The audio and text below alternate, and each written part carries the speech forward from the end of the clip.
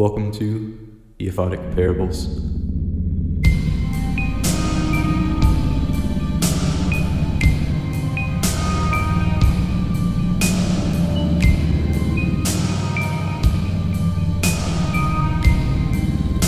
Hello and welcome back to another episode of the Aphotic Parables. I'm excited to read to you guys one of my favorite creepypastas, Smile Dog. Smile Dog. I first met in person with Mary E. in the summer of 2007. I had arranged with her husband of 15 years, Terrence, to see her for an interview.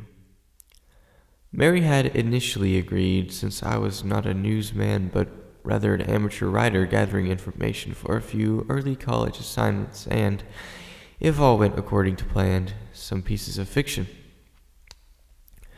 We scheduled the interview for a particular weekend when I was in Chicago on unrelated business.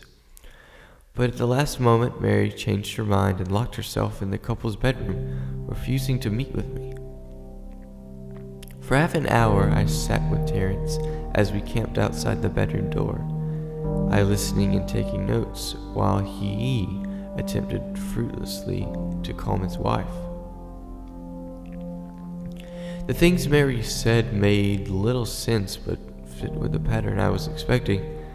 Though I could not see her, I could tell from her voice that she was crying, and more often than not, her objections to speaking with me centered around an incoherent diatribe on her dreams, her nightmares. Terrence apologized profusely when he ceased the exercise, and I did my best to take it in stride. Recall that I wasn't a reporter in search of a story, but merely a curious young man in search of information. Besides, I thought at the time I could perhaps find another similar case if I put my mind and resources to it. Mary E. was the CISO for a small Chicago-based bulletin board system in 1992. She first encountered Smile.jpg and her life changed forever. She and Terrence had been married for only 5 months. Mary was one of an estimated 400 people who saw the image when it was posted as a hyperlink on the BBS, though she is the only one who has spoken openly about the experience. The rest have remained anonymous or are perhaps dead.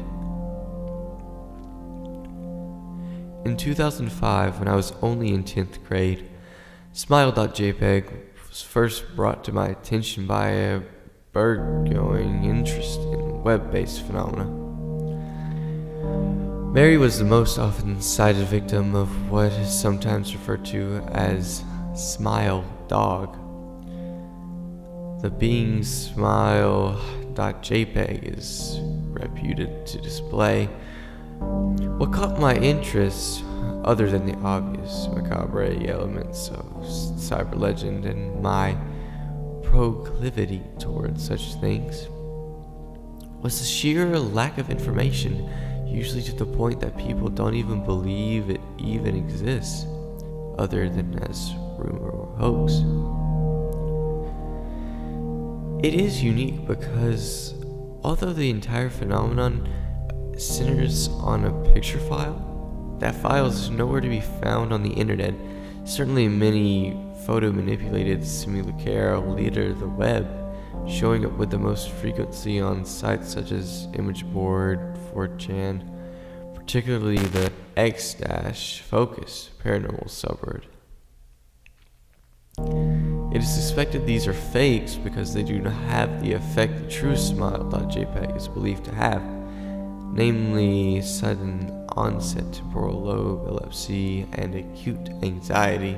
This purported reaction in the viewer is one of the reasons the phantom-like Smile.jpg is regarded with such disdain, since it is patiently absurd though depending on whom you ask, the reluctance to acknowledge smile.jpg's existence might be just as much out of fear as it is out of disbelief. Neither smile.jpg nor smile.dog is mentioned anywhere on Wikipedia, though the website features articles on such other, perhaps more scandalous shock sites as hello.jpg or Two Girls, One Cup. Any attempt to create a page pertaining to smile.jpg is summarily deleted by any of the encyclopedia's many admins. Encounters with smile.jpg are the stuff of internet legend. E's story is not unique. There are universal rumors of smile.jpg showing up in the early days of Unset, and even one persistent tale that in 2002 a hacker flooded the forums of a horror and satire website, Something Awful, with a deluge of smile.dog pictures, rendering almost half of the forum's users in the time epileptic. It is also said that in the mid to late 90s, the smile.jpg circulated on Unset and as the attachment of the chain email with the subject line, "Smile, God loves you." Yet, despite the huge exposure these stunts would generate, there are very few people who admit to having experienced any of them, and no trace of the file or any link has ever been discovered.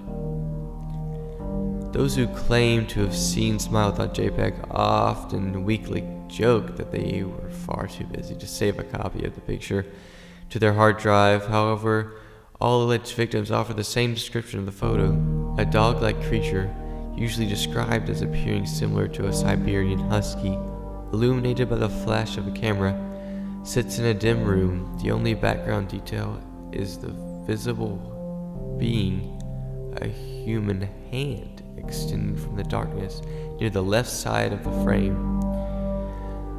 The hand is empty, but is usually described as beckoning. Of course, most attention is given to the dog or dog creature, as some victims are more certain than others about what they claim to have seen.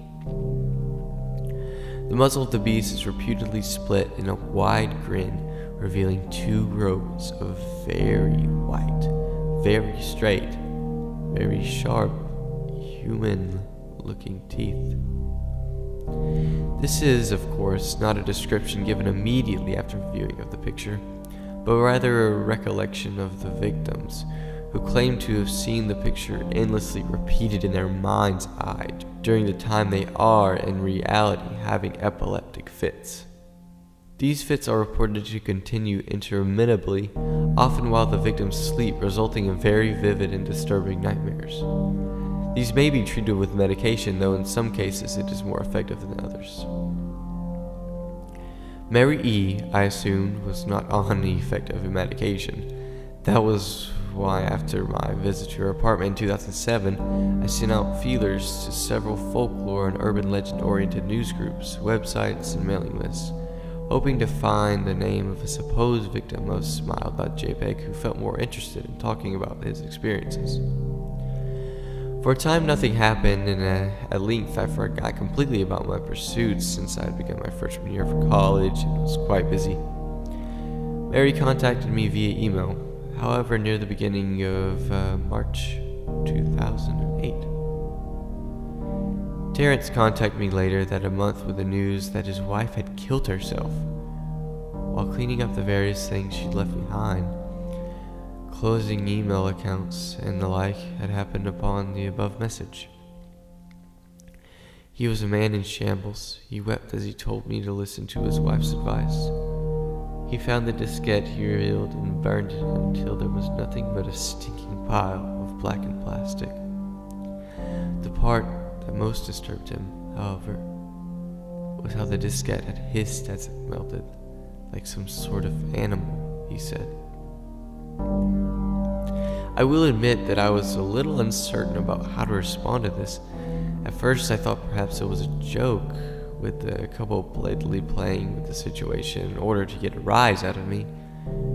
A quick check of several Chicago newspapers' online obituaries, however, provided that Mary E. was indeed dead. There was, of course, no mention of suicide in the article. I decided that, for a time at least, I would not further pursue the subject of smile.jpg, especially since I had finals coming up at the end of May. But the world has odd ways of testing us. Almost a full year after I'd returned from my disastrous interview with Mary E., I received another email. The final line chilled me to the bone. According to my email client, there was one file attachment called naturally smile.jpg. I considered downloading it for some time. It was most likely a fake, I imagined, and even if it weren't, I was never wholly convinced of smile.jpg's peculiar powers. Mary E's account had shaken me, yes, but she was probably mentally unbalanced anyway. After all, how could a simple image do what smile.jpg was said to accomplish? What sort of creature was it that could break one's mind with only the power of the eye? And if such things were patently absurd, then why did the legend exist at all? If I downloaded the image, if I looked at it, and if Mary turned out to be correct, if Smile Dog came to me in my dreams demanding I spread the word, what would I do? Would I live my life as Mary had, fighting against the urge to give in until I died? Or would I simply spread the word, eager to be put to rest? And if I chose the latter route, how could I do it? Whom would I burden in return? If I went through with my earlier intention to write a short article about smile.jpg, I decided I could attach it as evidence. And anyone who read the article, anyone who took interest, would be affected. And even assuming the smile.jpg attached to the email was genuine, would I be capricious enough to save myself in that manner? Could I spread the word? Yes. Yes, I could.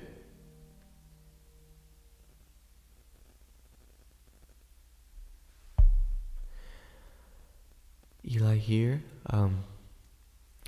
Once again, thank you guys so much for listening. Make sure to leave a like and a comment and subscribe for more stories. Big shout out to my buddy Keaton for helping me out with this. Thank you guys so much, and once again, this is the Aphotic Parables.